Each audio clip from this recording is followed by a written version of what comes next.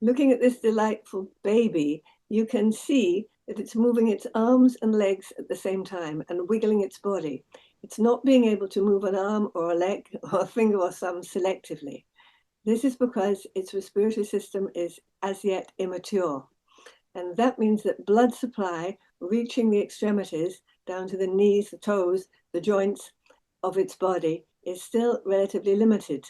And it is dominated by a covering of superficial fascia, which is easily described as a onesie suit.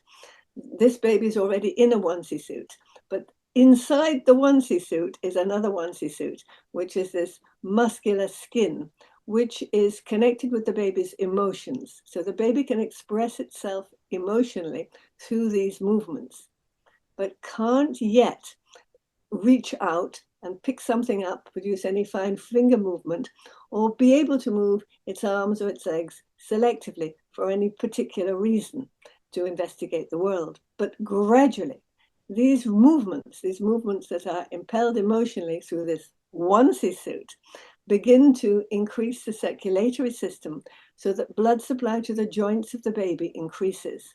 And as that happens, the baby takes much more use and interest in being able to deliberately extend an arm or bring up a leg and wait for a moment before making another movement. It can lie still much more easily and therefore can begin to selectively investigate the world.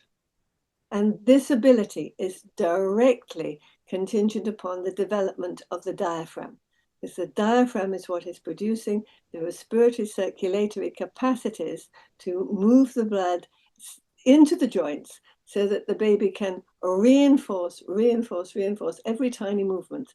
So the baby is no longer so oxygen restricted.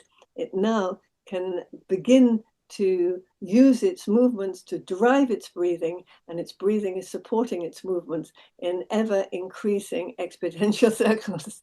And this beautiful development is generated initially by these onesie suit movements. A child with cerebral palsy has a weakened diaphragm, which it has been the result of the drop in oxygen to the infant's brain. During the prenatal period, there should be a period where the baby's diaphragm was moving in response to signals from the respiratory center, not for oxygen to be generated through diaphragmatic breathing, but simply to strengthen the baby's main respiratory muscle, which is the diaphragm. And it's the only respiratory muscle that the baby will be available to the baby for the first 6 months of life, all being well. The infant with cerebral palsy starts at a disadvantage, because when there is a drop of oxygen to the fetal brain, there is an attempt to spare the brain by shifting the blood supply away from its developing respiratory organs, its lungs and diaphragm, to the infant's brain. This creates a deep weakness in the development of its respiratory system. Now, because the diaphragm is weakened, there is a response, an increasing response to use the upper respiratory muscle of the baby to help to generate the baby's breathing, to support the weakened diaphragm. But even with this assistance, the baby's ability to provide adequate circulation to the joints in the same way that a typical healthy baby would be providing it is very disadvantaged and limited. So because the internal pressures of breathing literally pump up the body from the inside, and the internal pressures of breathing as a result of cerebral palsy are less sufficient to open the baby up from inside, that superficial fascia becomes tighter and tighter and tighter.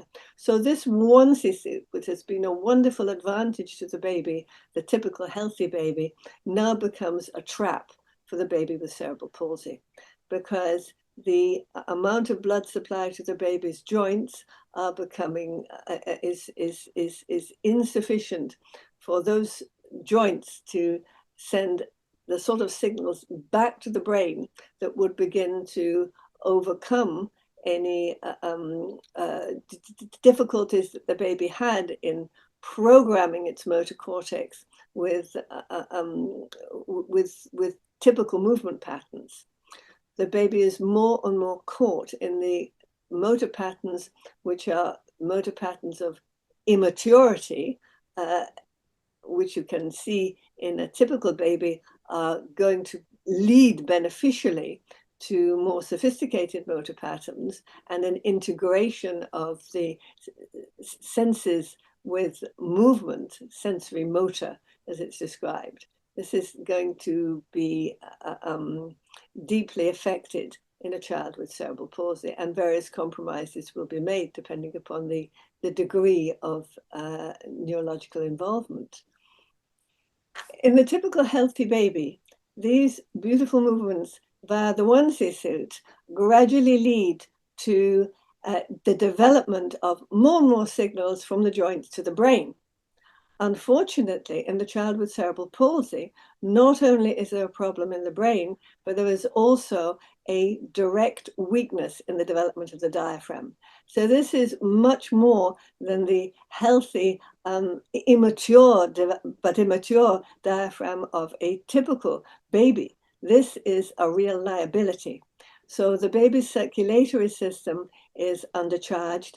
The baby's ability to pump itself up by expanding its lungs and allowing its diaphragm to descend, opening out its pelvis, opening out its shoulder girdle, all of which is actually done through the breath. None of these things can happen in the nice developmental sequence that occurs with a typical healthy baby. So what happens? The onesie suit becomes tighter and more restrictive. So the difference is that the onesie suit that has been a beautiful advantage to the typical baby now becomes a trap for the baby with cerebral palsy.